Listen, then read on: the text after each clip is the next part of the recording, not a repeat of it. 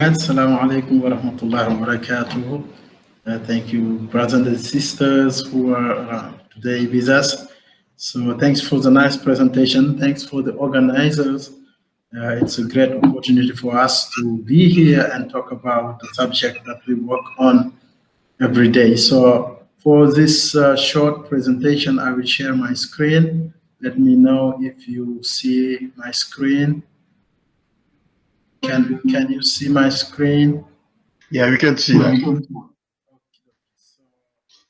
Yes. So I will talk about threats and opportunities in cybersecurity.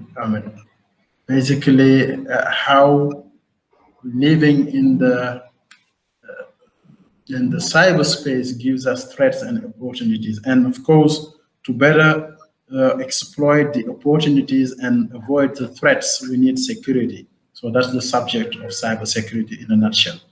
I will not try to define cybersecurity because you ask 10 experts to define cybersecurity, you will get 10 different answers. So instead of really trying to define it, I will go through some examples, hoping that it's going to help us understand what cybersecurity is about. But to start, let's talk about the world we live in. So in the world we live today, there are what we call critical systems, systems that we cannot live without, including the energy sector, telecommunication, the water and distribution system, healthcare, food distribution system, even the democratic system. They all help us to communicate, produce, transport goods, move people and goods from one place to another, stay in touch, stay with our friend and family. So basically, they have shaped our world today. But all these systems actually are now part of what we call the cyberspace. So living in this cyberspace offers us a lot of opportunities and of course brings also some threats. So let's go through the opportunities. So in the really, if you go back maybe millions of years, what we call in French, à l'âge de la pierre taillée. So our ancestors actually worked a lot to get fire. Today, basically, you have the whole world in the top of your fingers. So from where I am now in Dakar, I can basically control my house in Baltimore City.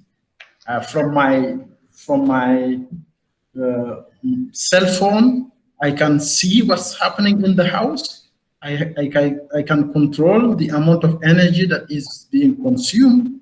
I can see who is passing by. I can open the door and lock them. I can turn on and off the fridge. I can see what is going on in my house as if I were there. So this is because I'm living in a world called, in a space called cyber. And what we are doing right now, actually, this conference, which is happening actually, as I said here, in cyberspace, is another illustration that we are really living in this world. I think that the COVID history has illustrated that we are really living in a space called cyber. It helps us in agriculture.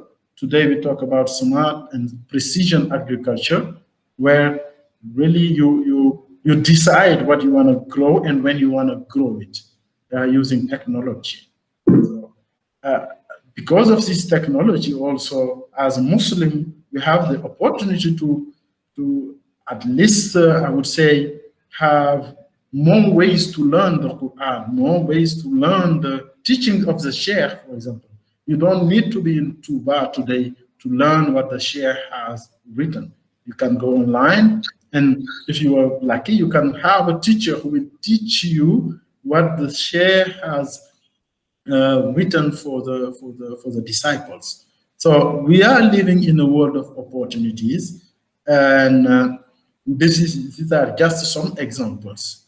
But it's a very fragile world. Experts say that we are one click away from the next catastrophe. So the same way that they were predicting that at some point a pandemic would happen, the same way experts in security are saying that we are very close to having a global computer science problem, the same way that we are living with the COVID. I mean, hopefully it's not going to happen now, but it's something that is really foreseen. Let me illustrate that by examples that has already happened. For example, in the energy sector, we know what happened during the development of the Iranian nuclear program, that mainly the US and Israel were against. What is interesting is that some cyber warfare happened there. Basically, one day they noticed that there is some abnormal behavior in the system, and they have even observed explosions. And going back to see what happened, actually it was a virus. It was a computer virus that is called Stuxnet that was introduced into the system. And what is interesting here is that the system was not connected to the internet. So even with a system that we call air-gapped, that is not connected to the internet, there were ways actually to attack it from remote, from abroad. So that attack actually delayed the Iranian program for people say for at least 10 years, and there were millions of dollars of losses. This happened in 2012, also another attack that was in Saudi Arabia. So this was what we call the Saudi Aramco cyber attack. So it happened in phases. It ended actually in that disconnecting completely the company from the world on August 15, 2012. And more than 35,000 computers was disconnected and shut down during this attack. So you see how devastating it is. In the transportation system, very recently in 2017, we had the worm that was called WannaCry. So WannaCry, it was a ransomware. So basically what it does, it comes to your computer, it encrypts everything, and basically take control of your computer. You cannot use it anymore, and they ask you to pay for money. So why WannaCry and this ransomware is very developed these days, it's due to cryptocurrencies that I will talk about very quickly at the end. But this happened, and it was a global crisis. So in the financial sector, this happened. This was an attack to the SWIFT system, which is what the bank uses to transfer money from one country to another. And this was an attack that cost $81 million. And it's interesting because it came from a Wi-Fi router that costs $10. So basically you buy something for $10, you install it in your house, and you did not configure it right, and it cost to the world $81 million. So this happened in 2016. This is another one from JP Morgan. I will go very fast. So public health, the same WannaCry, the ransomware that I talked about in the previous slide, also touch the healthcare system. So basically, this is a hospital, for example, in the UK that lost its computer system. Basically, you cannot program the patients. People who need to go to surgery, you cannot do it. People who need to be controlled in the ICU, you cannot do it anymore. So basically, we are talking about life and death, actually. So in the telecom sector, this happened also during WannaCry. Basically, nobody could talk to nobody this is in the south. In Saudi, it happened in Spain, in other countries where all computers in those phone companies were just encrypted, and you see a message on your screen saying that hey, your computer is now controlled by someone that you don't know where they are, and if you need to take back your computer, you need to pay this amount of money, basically. And this is possible because we are connected and because we are able to write viruses that can spread very quickly. So this happens also in 2015, I think, to Verizon, which we know in the US, with a loss of data from 15 million people. So this cyber war, of course, has threats, and we know a little bit about those threats and opportunities, but there are new opportunities that come with new threats also.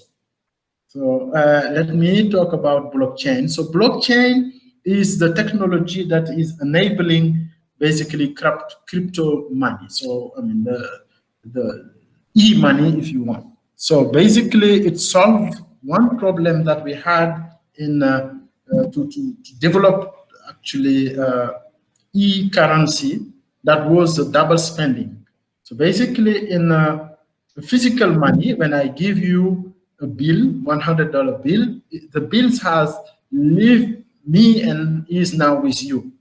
But in the computer world, when I send you a file, I still have a copy.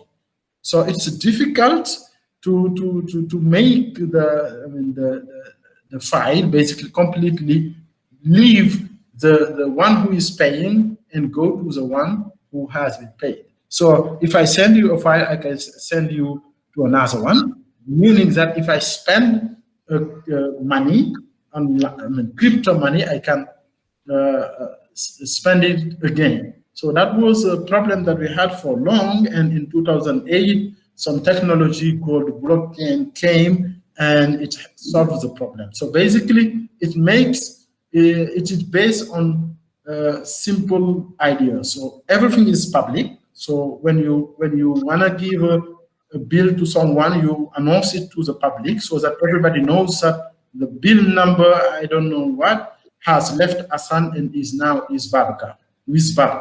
So everybody sees that happen, and we write it using cryptographic tools, which is called hash function. So we write it so that it's very difficult to go back. So with that technology, now I can basically pay you with money, and even if I have a copy, I have already said to everybody that I have paid you with that coin, and that the coin normally should have left me and gone to you. So if I try to spend it again, people will say, hey, you have already spent this. So I announce it and we write it on a public ledger. So that's basically the general idea behind blockchain, and it helps us to write things that are called smart contract. So smart contract is basically a computer program that is self-executed and self-enforced. So we agree on the term of the contract, we write it on a computer script, and we put it on the blockchain, and now it's gonna be executed. Once the terms are all met, it executes. And if everything is not met, it does not. So automatically they enforce what we want to be enforced. So with this, actually people now are saying, hey, this maybe gives us also an opportunity to write contract the way that the Quran has told us to do. So basically, if we agree on the Islamic way to do things, we can write it on with a computer program and put it on the blockchain. And now we are sure that it's going to be executed the way that the Quran, our understanding of the Quran dictates us to do. So smart contract, we can come back to that, but this is an opportunity for young Muslim actually to use what we have in some part of what we have in the Quran and put it in the technology and make it available to people. So we can come back to that. The next actually new opportunity is artificial intelligence. And I will let the expert talk about AI. Babkar. Yes, thank you. Thank you, Dr.